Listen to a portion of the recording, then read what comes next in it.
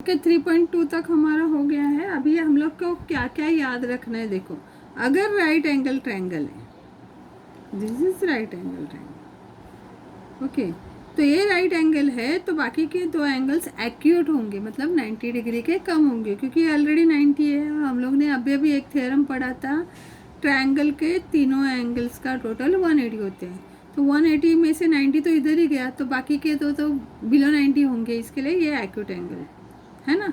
तो ये right angle में अगर हम लोग ने नाम भी देते हैं, अगर कोई एंगल 60 होगा, कोई एंगल 60 डिग्री का अगर होता है, तो उसकी अपोजिट साइड √3/2 हाइपोटेन्यूस होती है। अभी ये राइट एंगल है, उसके आगे की साइड मतलब AC जो है वो हाइपोटेन्यूस हो गई, समझ में। तो अगर ये 60 है तो 60 के अपोजिट साइड क्या हुई, AB, तो AB क्या होगी, तो AC का √3/2 होगी। कॉन्सेप्ट याद रखो। अगर 30 डिग्री क्या, अभी ये 60 है तो ऑब्वियसली ये 30 होगा, तो 30 के अपोजिट की साइड क्या होगी, BC, वो ये जो हाइपोटेन्यूस है उससे आधा होगी, मतलब हाफ मल्टीप्लाइड बाय हाइपोटेन्यूस, समझ में आया। हाँ, और अगर ये एंगल 45 होगा, इधर भी 45 इधर भी 45, ये तो 90 है ही, तो 45 के अपोजिट साइड, इसका मतलब ये भी 45 ये भी 45, दो 45 है, तो इसके अपोजिट साइड और इसके अपोजिट साइड सेम हो गई, इसका मतलब हो गया आइसोसेलेस ट्रायंगल, है ना। तो अगर 45 डिग्री होगी तो क्या होगी, तो हाइपोटेन्यूस अपॉन √2, हाँ, 45 डिग्री के अपोजिट की साइड। तो ये आपको याद रखना है। 3 प्रॉपर्टीज बोलो।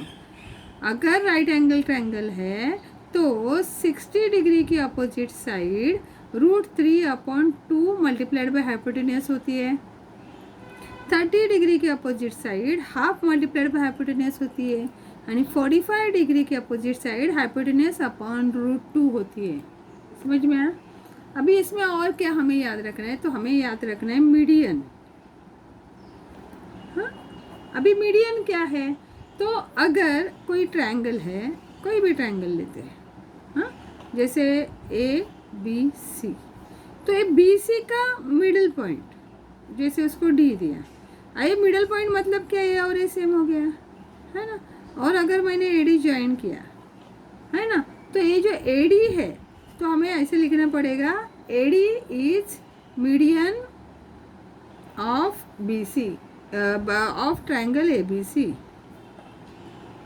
समझ में आया। AD जो है वो ABC का मीडियन होगी। मीडियन क्या है, समझा, हाँ, मीडियन समझा ना। हाँ, अभी इसका फॉर्मूला क्या है, तो अगर ये जो AD है वो हाफ ऑफ BC होगा, क्योंकि इसका मीडियन लिया ना, मतलब ये BC है उसका हाफ लिया आपने, और ये वर्टेक्स और ये ज्वाइन कर दिया, तो ऑब्वियसली ये और ये सेम होता है, वैसे ही AD जो है वो BC का आधा होगा, समझे। इसका मतलब AD BD और DC सेम होगा, एक कॉन्सेप्ट है या प्रॉपर्टी है बोल सकते हैं।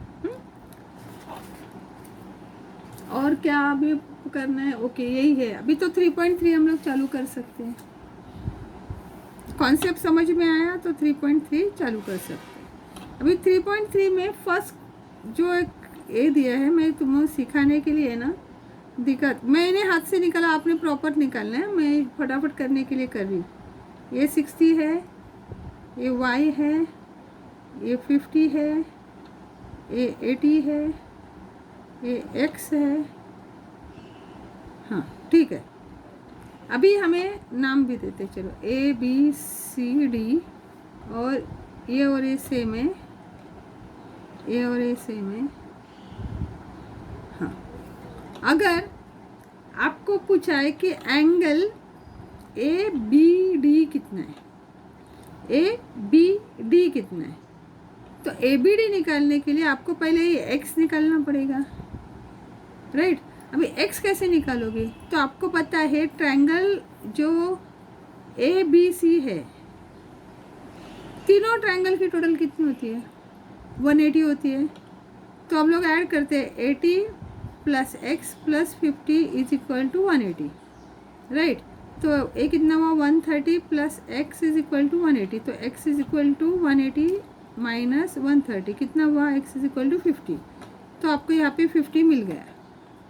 अभी आपको चाहिए एंगल ए बी डी, तो आपको एंगल ए बी डी क्या है, तो angle A B C plus angle C B D. हाँ, ए बी सी आपको 50 मिला, सी बी डी ऑलरेडी लोग ने 60 दिया तो 110। एंगल ए बी डी कितना है 110, समझा। और क्या पूछा है, angle A C D, A C D. अभी ए भी चाहिए, अभी ए चाहिए तो आपको ये भी समझा है ना कि अभी ए सी डी, ओके ये 50 है, ए निकाल सकते हैं। तो क्या होगा, अभी देखो आपको ये समझा, देखो यहाँ पे ए और ये सेम था तो क्या होगा, दो साइड सेम है तो दोनों एंगल भी सेम होते हैं। देखो यहाँ पे 50 है, यहाँ पे भी 50 है, आइसोलेसिस ट्रायंगल हो गया ये। वैसे ही ये साइड और ये साइड सेम है, इसका मतलब ये 60 होगा तो ये भी 60 ही होगा, समझ में आया। हाँ, आइसोलेसिस ट्रायंगल के हिसाब से। अभी ये 60 और 50 क्या हुआ 110, तो एसीडी भी कितना हुआ 110। कॉन्सेप्ट समझना है आपको, बाकी लिखने का तो हम लोग को प्रॉपर लिखना पड़ेगा, मगर कॉन्सेप्ट समझो। सेकंड वाला देखते हैं, the length of a hypotenuse of a right angle triangle. अभी जैसे एक राइट एंगल ट्रायंगल है ए बी सी, लेंथ 15 है, find the length of a median of its hypotenuse. अभी इसका लेंथ ऑफ मीडियन चाहिए, अगर इधर मैंने लिया और ये किया, हाँ अभी मीडियन कितना होगा, तो इसके आधा होगा ना। मीडियन क्या है बी डी, सोचो B D is half A C, hypotenuse पे करने को बोला है, तो क्या हुआ हाफ मल्टीप्लाइड बाय 15 कितना हुआ 7.5।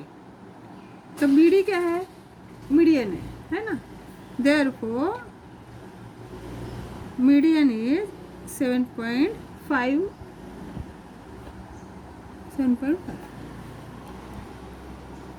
समझ में आया। अभी भी मैंने सिखाया ना ऊपर, मीडियन है तो ए और ए सेम होता है, और बी डी जो है वो ए सी का हाफ होगा, मतलब ए भी 7.5, ए भी 7.5 और मीडियन भी 7.5 होगा।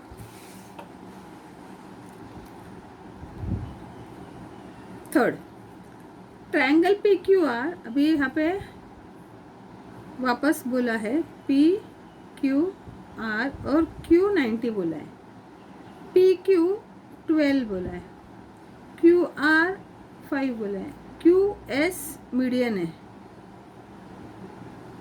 फाइंड क्यू एस, हमें क्यू एस निकालना पड़ेगा। अभी क्यू एस निकालने के लिए हमें क्या करना पड़ेगा, पहले पी आर निकालना पड़ेगा। अभी ये राइट एंगल है तो हम लोग दिखा सकते बाय पाइथागोरस कर सकते हैं, पाइथागोरस थ्योरम।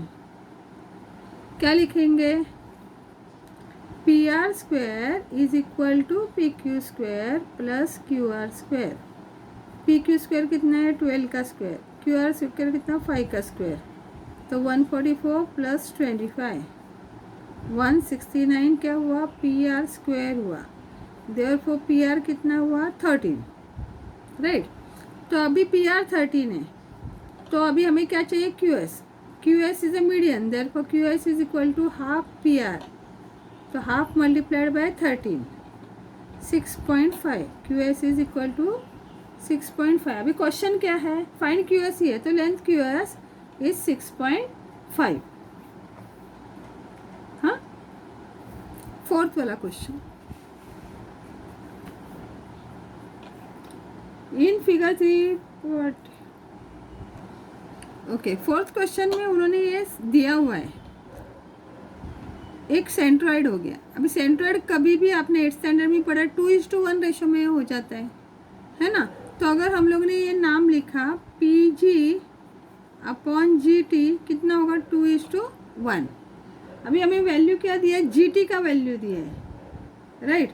तो पी जी अपन जी टी का वैल्यू 2.5 इज इक्वल टू 2/1। अभी क्रॉस मल्टीप्लाई करेंगे तो P G is equal to 2 multiplied by 2.5, P G is equal to 5।